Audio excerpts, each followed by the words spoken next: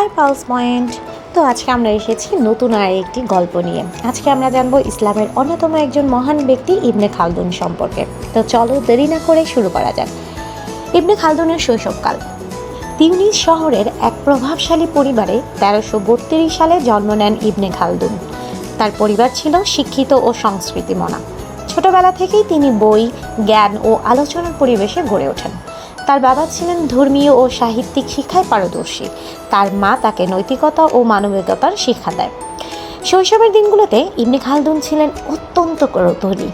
তিনি শুধু পড়াশোনা করতেন না, বরং প্রতিটি বিষয়কে মনে করতেন প্রশ্ন আকারে।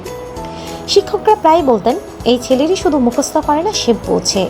কোরআন মুখস্থ করার পাশাপাশি তিনি আরবি সাহিত্য, কবিতা ও দর্শনের প্রাথমিক শিক্ষা লাভ করেন। শৈশবের একটি ঘটনা বলি। একদিন ইবনে খালদুনের শিক্ষক তাকে একটি জটিল আরবি কবিতা মুখস্থ করতে দেন। ক্লাসের অন্যান্য ছাত্ররা কবিতার দৈর্ঘ্য দেখে ভয় পেয়ে যায়, কিন্তু ইবনে খালদুন কবিতার প্রতিটি শব্দের অর্থ খুঁজে বের করে গল্পের মতো করে মনে করেন। পরদিন তিনি পুরো কবিতা সাবলীলভাবে আবৃত্তি করেন। শিক্ষক বিস্ময়ে বলেছিলেন, তুমি শুধু মুখস্থ করছো না, তুমি বোঝার চেষ্টা করছো। এই ঘটনায় তার শৈশবের কৌতূহল ও বিশ্লেষণী ক্ষমতার প্রমাণ দেয়, যা পরবর্তীতে তাকে এক মহৎ চিন্তাবিদে পরিণত করে। তিউনিসের শিক্ষাঙ্গনে তিনি দ্রুতই পরিচিত হয়ে ওঠেন। মাত্র কিশোর বয়সেই তিনি দর্শন ও যুক্তি নিয়ে বিতর্কে অংশ নিতেন। তার পরিবার তাকে রাজনীতি ও প্রশাসনের দিকে এগিয়ে নিয়ে যেতে চাইত, কিন্তু তার মন ছিল জ্ঞানের গভীরে। শৈশবের আরেকটি ঘটনা বলি।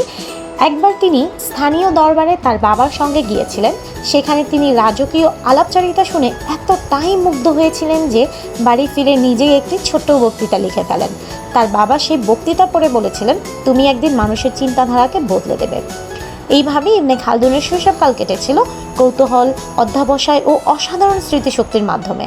তার শৈশবের শিক্ষা ও অভিজ্ঞতাই পরবর্তীতে তাকে বিশ্বের অন্যতম শ্রেষ্ঠ সমাজবিজ্ঞানী ও ইতিহাসবিদে পরিণত করে। আমরা আজকে জেনেছি ইবনে খালদুনের শৈশবকাল সম্পর্কে। এর পরবর্তীতে আমরা জানব ইবনে খালদুনের পরবর্তী স্টেপ, তার যৌবনকাল এবং তার জীবনের শেষ সময়টুকু সম্পর্কে।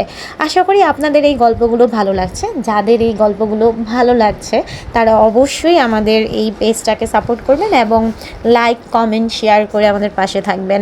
ততক্ষণে সবাই ভালো থাকেন, সুস্থ থাকেন। আমরা নতুন আরেক পর্ব নিয়ে হাজির হব। আল্লাহ হাফেজ।